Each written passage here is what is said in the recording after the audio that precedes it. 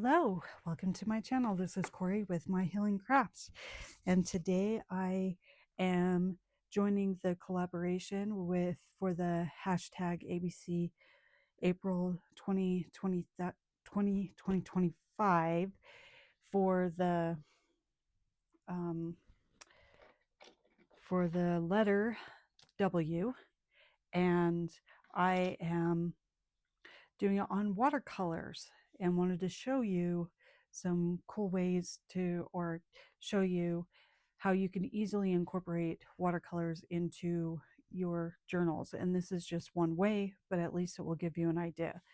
And watercolors actually come in many different ways. They come in tubes like this, they come in watercolor pens, they come in tubes like this, they come in watercolor palettes like this. You just get to choose like your types. Oh, and they even come in color pencil styles, or even the brush watercolor markers. So it just depends on what you choose to do. And we're going to actually make this easy and actually use the watercolor pens right here. And how I did this is I have watercolor paper right here, and I suggest these are the two like big stamps that I have that I actually stamped onto the watercolor paper to be able to make my background. And then after that, you can actually start applying your watercolors. As you can see with these two, I've just placed a little bit of watercolor. It doesn't have to be a ton, and you can even put more on there. You can put some splatters, you can do a lot of different things. I would just suggest that maybe with these watercolor pens that I won't be able to do the splatters, but we'll be able to at least do something. So I'm going to just show you really quick, probably on this rose. Let's do the rose right here on this one here. And I want to do a yellow rose, and it's really cool. You click it and you can just come along and put in your watercolor, and you don't even have to be like precise. It's very forgiving like most watercolors. And then I think I'm going to use a little bit of orange on the tips to bring in just a little bit of extra into it. And then I'm going to put in my green here for the foliage and all that. I think I'm going to add in a little bit of the lighter green as well and see what kind of effect I get with that. But like I said, you can just go ahead and kind of do what you want. And I've got a brown here that we're actually going to do for kind of the stem, because roses have kind of a brown stem. And then bring in my green on the lighter bits, just the tips, to add a little something else. And what I love is that you don't have to have specialized water brushes. You can actually have something like this. And to be honest with you, this is a cheap one from the dollar store that I actually picked up.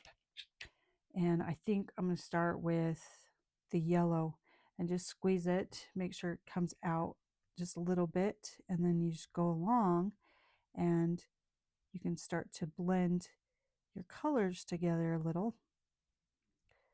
But I love how easy this can be if you are not good at watercolors. And I love watercolors. I'm not a professional, but I just enjoy it to make beautiful pieces and all of that, um, to just give a little bit of extra into my projects and things like that. See, and this can be, I mean, you can turn this into a pocket if you really wanted to. You could use it as a tag, turn it into a tag. Then of course I messed this one up, but if it were blank on the back, you could actually have this as a writing space for your journal and all of that. I'm going to wipe off a little bit of that yellow, and then I'm going to go into my foliage, and like I said, just squeeze out a little bit of water, and you just get this beautiful effect of your watercolors on here. And like I said, you don't have to be precise, but it's really nice when you have the stamped image and all that. And I mean, again, there's so much more you can actually do with watercolors in your journals and all of that. I mean, you could make a watercolor page, which is something I would like to do, and then I want to use it or scan it into my computer and then be able to use it again and again.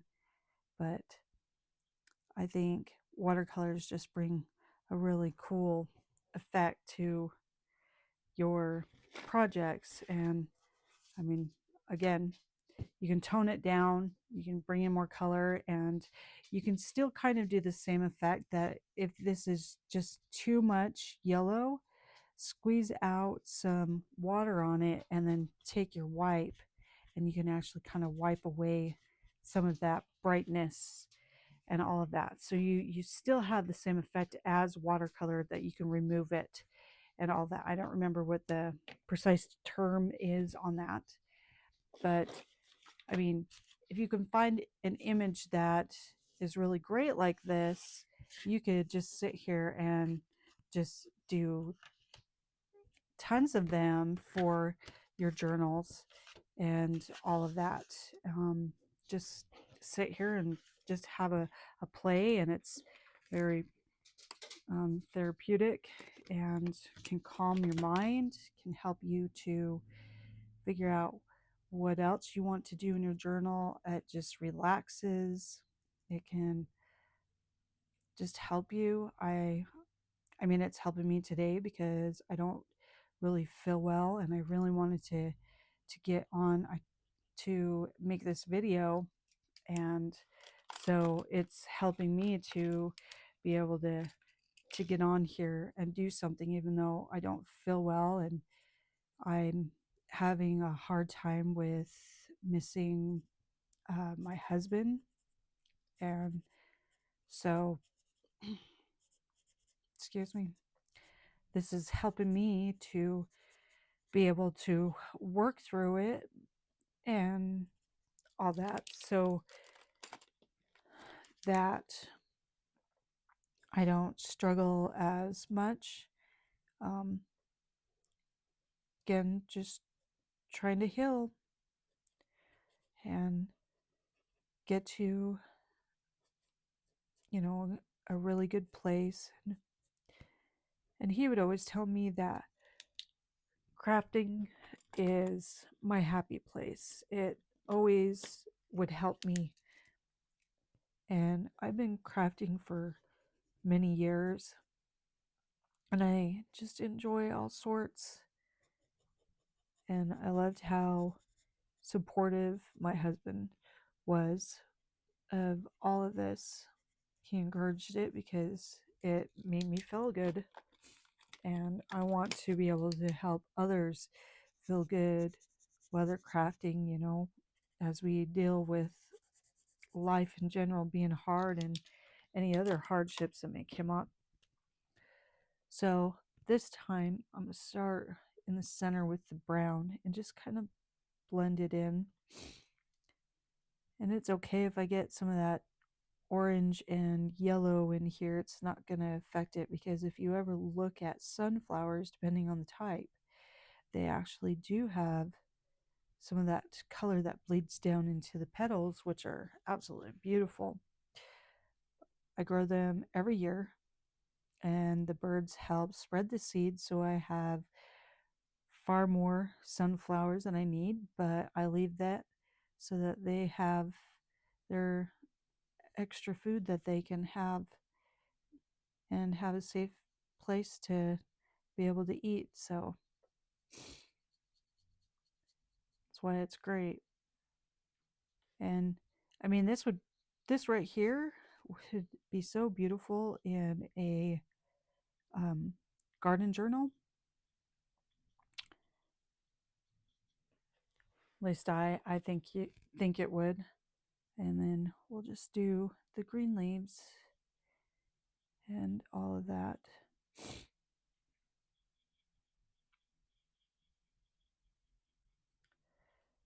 But here we go.